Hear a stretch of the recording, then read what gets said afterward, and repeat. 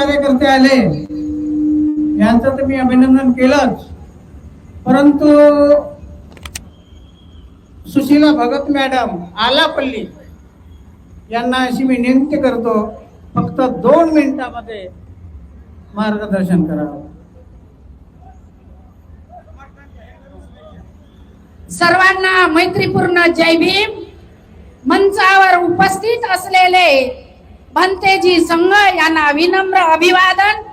आणि हा एवढा मोठा कार्यक्रम घडवून आणलेला आहे गडचिरोली मधून बोरकर सर, बांबोळे सर, त्यांचे सर्व काही सहकारी आमच्या या कार्यक्रमामध्ये एटापल्लीच्या अतिदुर्गम भागामधून एका फोनवर लोक आलेले आहेत.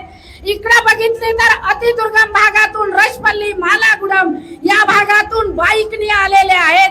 मी सुद्धा काल पुण्यावरून इथेच आणि इकडेच आलेली आहे.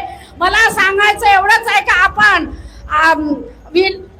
भंतेजीला ऐकण्याकरिता आलेले आहेत आणि त्यामुळे भंतेजीचं भाषण हे अति महत्वाचं आहे.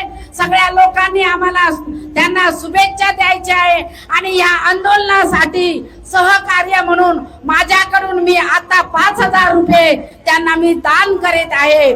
सांगायचं तात्पर्य एवढंच की बाबासाहेबांनी आम्हाला एवढ्या मोठ्या गाड्या दिलेल्या आहे, घर दिलेले आहे. अहो, एका ठिकाणी घर नाही, एका शिक्षकांचे घर 3-3 ठिकाणी आहे. मग आम्ही आमच्या आंदोलनासाठी जर प्रत्येक कर्मचाऱ्यांनी 5,000चं जर दान दिलं तर आम्ही दिल्लीची तयारी सुद्धा तुमची करू शकतो. मला आयोजकांनी बोलण्याची ते संधी दिली, मी त्या बद्दल मी त्या आयोजकांचं मनपूर्वक अभिनंदन करते.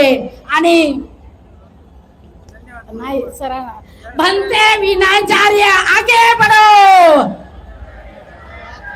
भंते विनाचार्य आगे बढ़ो. सर्वांना मैत्रीपूर्ण जय भीम. धन्यवाद भगत मॅडम. आपण ज्या